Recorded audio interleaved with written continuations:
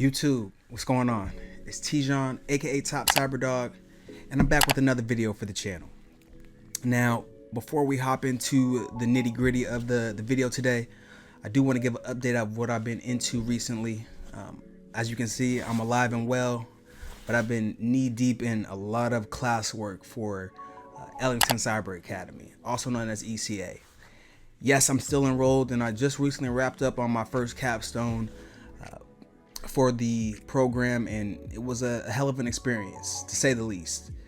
But I thought, while I still have access to this trial period for Splunk Enterprise, I might as well make a video about what I built out and what the Splunk Enterprise platform looks like. For anybody out there who hasn't worked with a SIM platform, Splunk Enterprise might be the lake for you to dive in.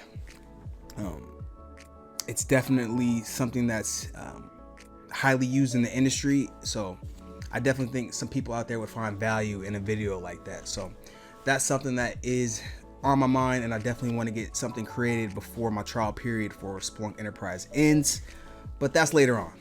Right now, we're gonna hop into LetsDefend, pick us out an alert, put our security analyst hats on, struggle a little bit, and learn something. So without further ado, we're gonna hop right into it. And again, I want to thank you guys so much. The support I've gotten from this community so far on my channel has been really mind-blowing. So I really do appreciate all the support we've gotten so far, but this is just the beginning. So without further ado, let's hop right into the SOC. Let's go. All right, so we are live in our SOC environment, and we can already see some alerts that have not been tackled. This one right here has been poking out at me for feels like months now. So let's dive into this one. The type is a LOL bin, which stands for, I already have it loaded up in Google, living off the land binary, which is a really interesting attack vector that attackers will use to maintain persistence in an environment to wreak all kind of havoc. So this will be a good alert to tackle. As you guys can already see, I already have some tabs open, got a log management ready to go, endpoint security ready to go, virus total ready to go, abuse IPDB is ready, hybrid analysis is ready, and then the old good trusty Google, just in case we need to search for anything. All right, so the details for this alert, and be sure to have a Word document or notepad open so we can copy all of the details from our alert to make it easier as we move about different tabs. I already have mine copied over, ready to go, and we can see our event time happened on June 21st, 2023 at 11:02 a.m. pertaining to the host name Henry, IP address of 172.16.17.149, and it looks like we have a process name of Utilman.executable. We have the process hash, and the parent process is in which this util man was executed off of, and that is the Winlogon.executable. And it looks like we have a command line command that was executed. Looks like they were trying to add a new user, net user Superman being the user, password being onepunch123, and they were commanding the device to add that account. Trigger reason, command launch from Winlogon, device action allowed, and let's see what our hint is. Check the hash of the file that created alert and the purpose of utilman.executable. Okay, so first, let's go ahead and find out what the heck Utilman is and its purpose.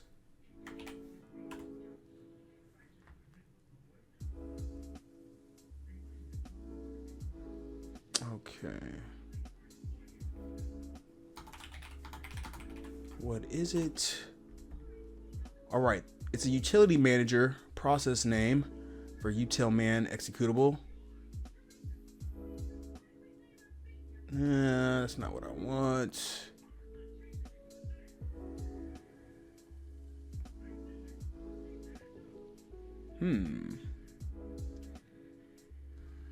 Let's see what the community says. I don't see something that just tells me what it is.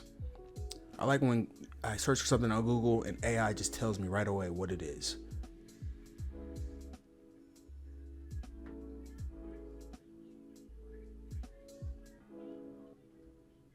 Okay, I'm just skimming through this.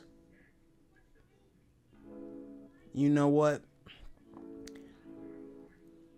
To make it faster, let's go back.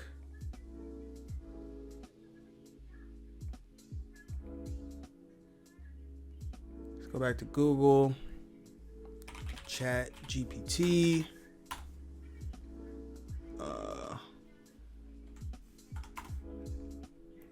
I thought this was going to be a quick answer.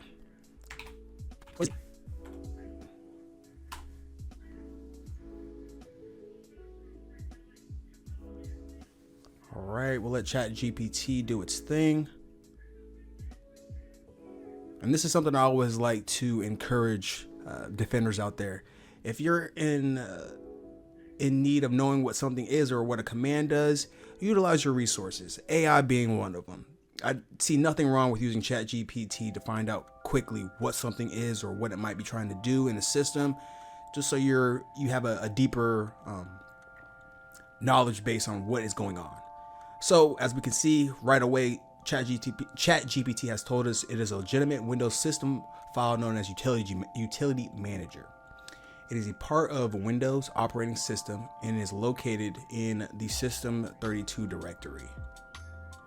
Allows users to launch accessibility tools before logging in, such as narrator, magnifier, on-screen keyboard, and high contrast settings. Okay. Because the executable can be launched pre-authentication, attackers sometimes abuse it to gain unauthorized access to a system. This is known as the Utilman backdoor or accessibility backdoor hack. Okay, so that's all valuable info that we can take note of for our investigation. Perfect. So let's go back to the alert. And first we need to take ownership. So we want to tackle this alert. Let's take it on. That will move our ticket into into the investigation channel, where we can then create a case for it and begin our work. So we can start the playbook and we can see first, what are living off the land binaries? A living off the land binary is any binary supplied by the operating system that is normally used for legitimate processes, but can also be abused by malicious actors. Several default system binaries have unexpected side effects, which may allow attackers to hide their activities post-exploitation. And we have the source of that breakdown. All right, identify the binary. Determine which binary is supplied by the operating system, but also home to suspicious activities. To do this, you can resort to the alert details, monitoring page, or endpoint security. All right, so just off of this, going over our alert details, the Utilman was being utilized, was the binary being utilized to possibly run this attack by the threat actor. All right, and it was being run off of the Winlogon parent process. So we have that noted in our details, so we can move on to the next play. Determine suspicious activity. Previously, you found the related binary. Now we'd like you to determine whether it was used for malicious purposes. You can use the link below to determine how legal binaries can be used to perform malicious activities. And just for the heck of it, we will open up that tab. There are some characteristics common to the command lines. They often have file path or other artifact as one of the arguments that changes based on the user environment or machine, such as usernames or system GUIDs in file paths. The order of arguments in the command change, or a single argument has slightly different value.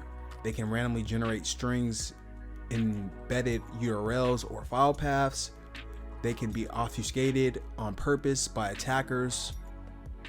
Variable assignment, invocation of string expressions created on the fly, etc. And that is from sophist.com. All right, before we give an answer, I want to go to the endpoint, and I also want to check the hash as the hint told us to do. So I copied the hash from the Word document, pasted it in. Let's run it in file virus total. And we can see it automatically changes. So this is not the string that I put in initially. It resolved to this new string. So I'm just gonna paste in after this pipe. This is what I initially pasted in. This was the hash. I'm assuming it's an MD5 hash, and it resolved once I hit enter to this longer hash, what we see here. And we can see that it is linked to the command executable. So we see cmd.executable right here, and it has not been flagged because it is a legitimate process. Or not process, but a legitimate executable, I'm sorry. Okay, we don't need to copy the IP address that is listed in the alert because it is a internal IP address. So that does us no good. What we can do is actually check the wire, meaning the network logs, and then we can also check the physical endpoint. So I'm gonna copy that internal IP address, and we're gonna see what is going on that machine. We can see Henry right here, and we can see he is currently running the operating system of Windows 10, and we can see his last login time and date. Let's increase the results. We can see there is no sites that Henry visited recently that have been logged. We do see 8 entries for the command line terminal, which is very interesting. We can see 74 entries for what happened on the network logs, different IP addresses, and then we can see various processes that were used on this endpoint. Now the processes are going to be very interesting, as well as the terminal history. So right away we can see, based off the event time, we can see something had occurred on our endpoint prior to the action that triggered our alert firing off, and that is right here. All right, so again, just for an example, if you don't know what this command is that was inputted, let's go ahead and see if ChatGPT can give us a clue as to what it is and what it possibly might be doing. All right, so we can see, like I said, ChatGPT is a great way of breaking down some kind of command to possibly get a better understanding of what a threat actor is possibly trying to do or already has done on the system. So the net local group administrators Superman adds a username Superman to the local administrators group on a Windows machine. Now this could be a tell sign that a threat actor was trying to create a account that they can then use and access to maintain persistence in your environment. So that is definitely a red flag, in my opinion. Okay, let's go back to that endpoint security. Then we can see the next command being run is actually no. So so that did not happen at first. The orientation of the commands was out of whack. So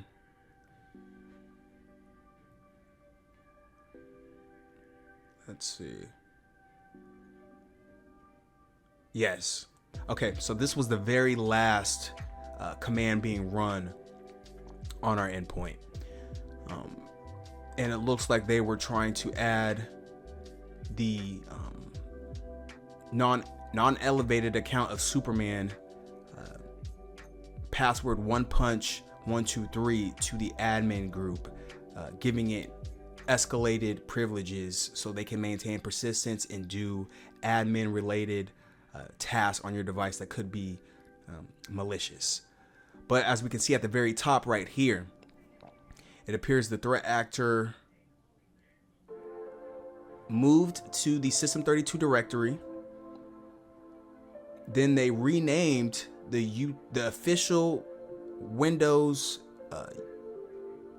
utility manager Utilman.executable to Utilman.old.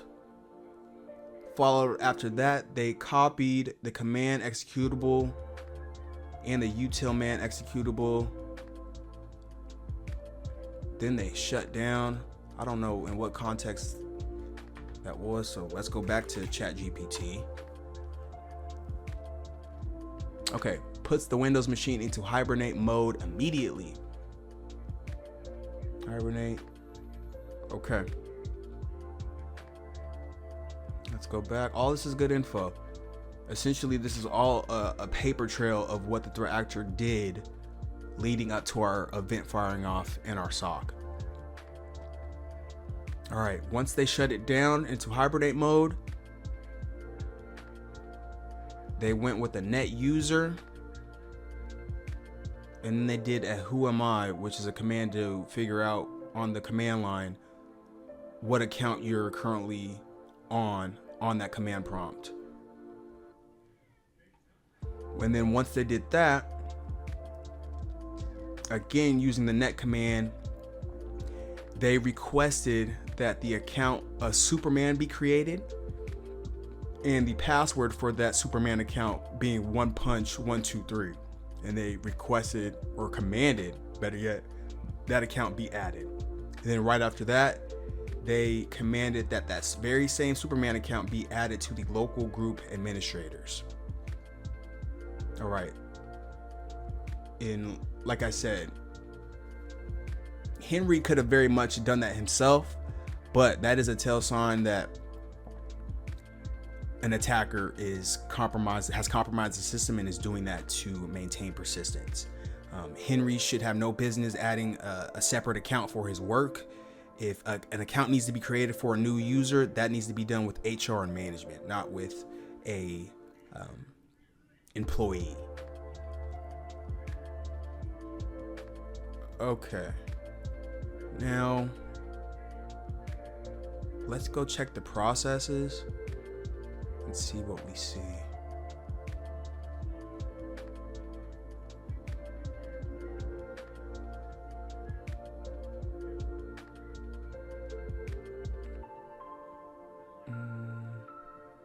SOC211, 6.11.2. All right, and then we can see the correlating processes being run that correlate to the command lines that were generated in our terminal. All right, image path, Utilman. Okay. That one user. And I'm just reviewing all of this just to see if anything pokes out to me that I didn't see before.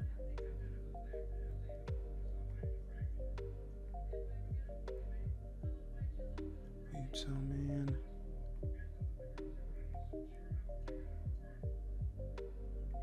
All right, and I need to copy this command for my notes as well, because when we break this down,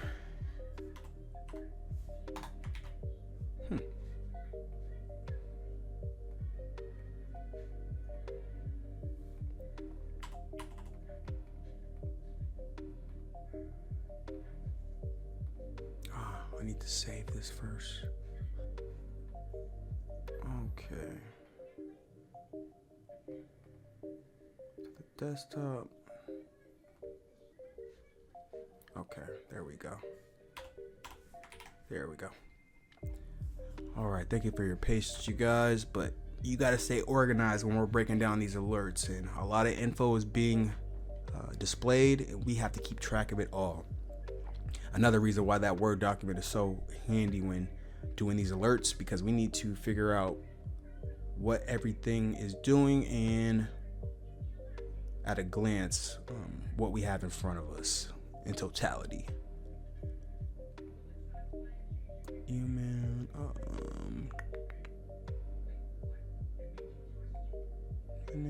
okay.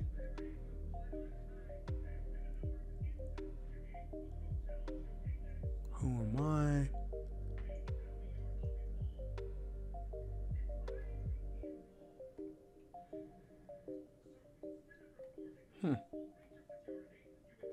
Okay. Explorer.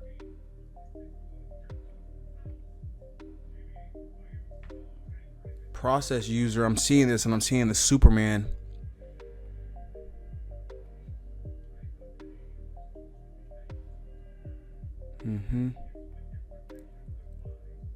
Command, process user. Who am I?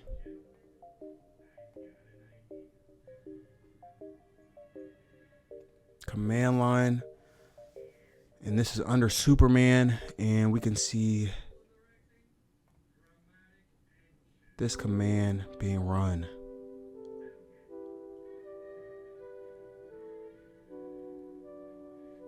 And again, a lot is being commanded here.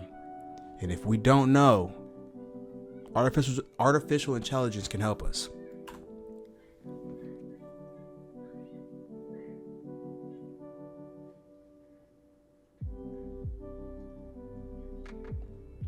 All right.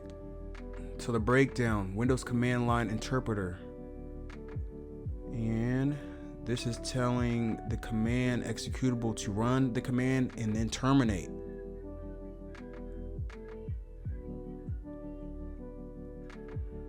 All right, and that was something I was thinking too. That command was being run to maintain persistence in the environment. Placing a script in the startup folder is a common way for malware or attackers to maintain persistence across reboots. Suspicious naming. The run wallpaper setup init.command could be masquerading as something benign, but may contain malicious logic. And then it's in context of user Superman, which might hint at a targeted activity or user-specific persistence. So let's copy that command for our notes, analyst notes, because totally believing once we get into the truth of the details of the process logs, this is a threat actor that compromised the system and created the Superman account to maintain persistence and again run administrative tasks on that account to further their attack further and undetected as well. Okay, and I'm just looking at the next command to see if it differs at all.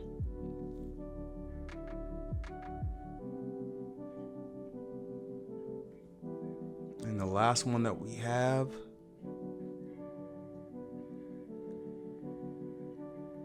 now just because it's the last one, I don't know what that command is actually calling for, so I'm just gonna paste it in ChatGPT and see.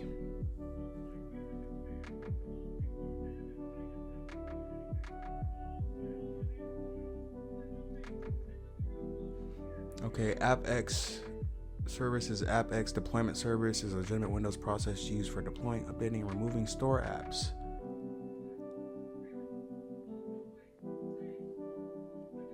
Okay.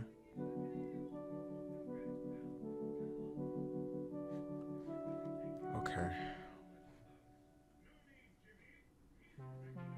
I don't think this is necessarily relevant to the attack, but this last command I think is a great indicator that this was indeed a legitimate attack by a threat actor. Okay. So let's move on with our plays with that newfound knowledge, and I will say yes, this is definitely suspicious. Okay, next play. What is suspicious activity? What is the purpose of suspicious activity performed with legal binaries for this incident? And we can see we have various different choices: credentials, download, dump, encode, execute, and then we can see persistence. And right off the bat, I'm really hard set on going with persistence, and that's what we're going to do. So persistence is the answer for this play. Who performed the activity? Who performed the suspicious/malicious activity using a binary? It would be helpful to control the binary's parent process.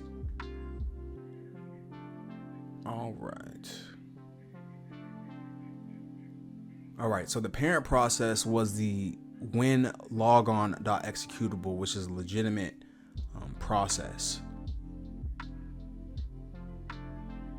All right, and our options are malware or user. And when we reviewed the commands being run, there's no kind of unofficial Microsoft executable that was being called out to in the command line here. So I don't believe any kind of malware was utilized to do this malicious activity. This was done by the user, not necessarily Henry himself or themselves, but a threat actor got a hold of Henry's credentials, possibly got into his account, and then attempted to make those changes as far as adding the Superman account to the network environment, so they then can do malicious activities on that Superman account. So I'm going to go with user. And then another thing too, we see net user. So the user did this command to add this account. So let's go with user, and then containment. Please go to the EDR page and contain the user machine. We're already at the endpoint. We can see it right here under action, containment. Let's change that and fully contain this device. Because yes, from a SOC standpoint, we found that this was compromised. We might need to escalate this up to a tier 2 SOC analyst to perform an actual deep analysis on that device to see what exactly might have been dropped off on that machine that is not intended to be on that machine in our environment. All right, so we've contained the endpoint. Now we can add the artifacts. So there's not a lot. Well, let me see if there's any kind of suspicious IP address, because I did say we were going to check the wire, and check the wire means checking the network logs.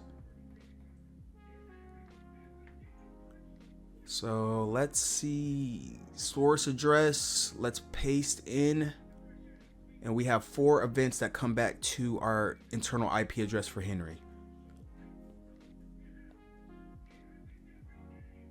But let's see if it's okay, and none of them are happening within our alert timeline, so we're not even going to be concerned with the endpoint network logs, because nothing is pertaining to our event time of June 21st, 2023. Everything is in May. Just so if I checked everything, let's do destination. Well, first let's refresh it so I can do a new query. Okay, destination address. Let's paste in the eternal. And still nothing pertaining to our event time. So let's continue on with adding the artifacts.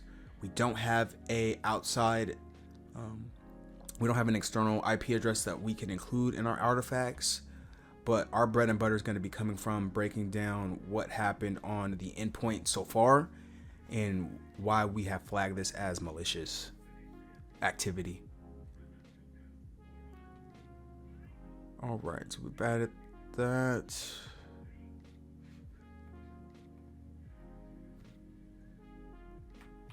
And we're gonna paste that in.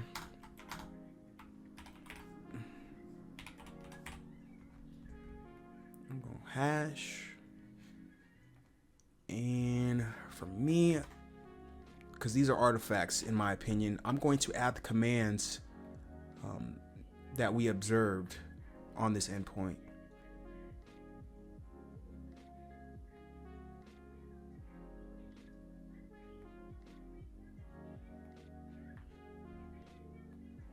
So we got the command for the admin account privileges creation, and then now we have one for the unelevated account of Superman.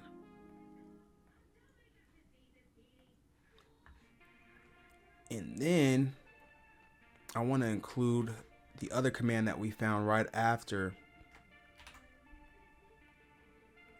regarding the persistence to start from the start menu on startups. Okay. And there's not necessarily a type, but for me, I just want to include that in our add artifacts section because I do believe it's important to our reasoning for why this is a malicious activity. So let's move on to the analyst notes section. All right, let me see if I need to add some more details. So bear with me.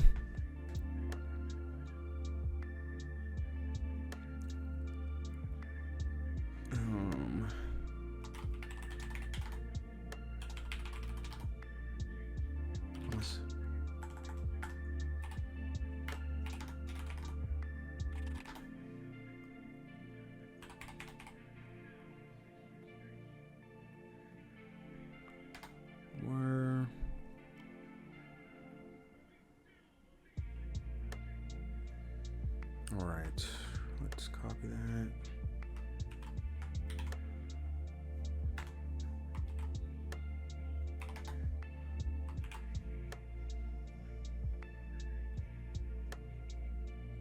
Okay.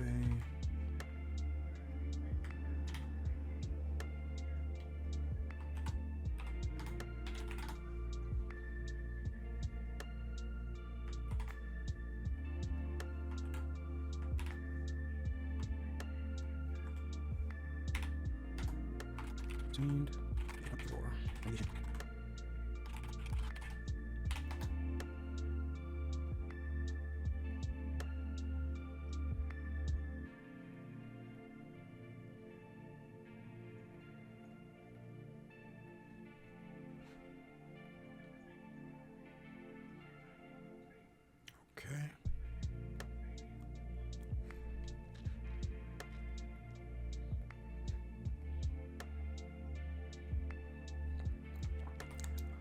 All right, so let's paste that in and the next steps with the users. All right, I'm not gonna read through it all, but essentially we have overview of the alert, what happened and why it fired off, and then we have confirmed what happened on the Henry endpoint as far as the Superman account being created from the user on the Henry endpoint, and then allowing the Superman account then to be added to the local admin group, followed by the command for the malicious Superman account to utilize the start menu programs startup and then run wallpaper setup init.command, which is definitely a tell sign of persistence and that we contain the endpoint for remediation and next steps with the user. All right, so let's go ahead. We need to copy that one more time because we're gonna need to paste that again. Let's finish the playbook. And if we got something wrong, it's more of a lesson learned. I haven't tackled a lot of this living off the land binary attacks, but it's very crucial as far as development as a security analyst, because this is a way that attackers stay in environments longer than they need to and cause much havoc. All right, so once we got past that, we're back into our investigation channel. We can see our alert up top, and now it's time to close set alert. All right, I'm gonna go with the true positive on this one. I've seen enough to come with that conclusion, and I definitely think that this is a ticket that should be escalated for further review from a higher tiered security analyst. But we provided all details that we've discovered on this alert, and we'll proceed forward. So let's go ahead and close the alert.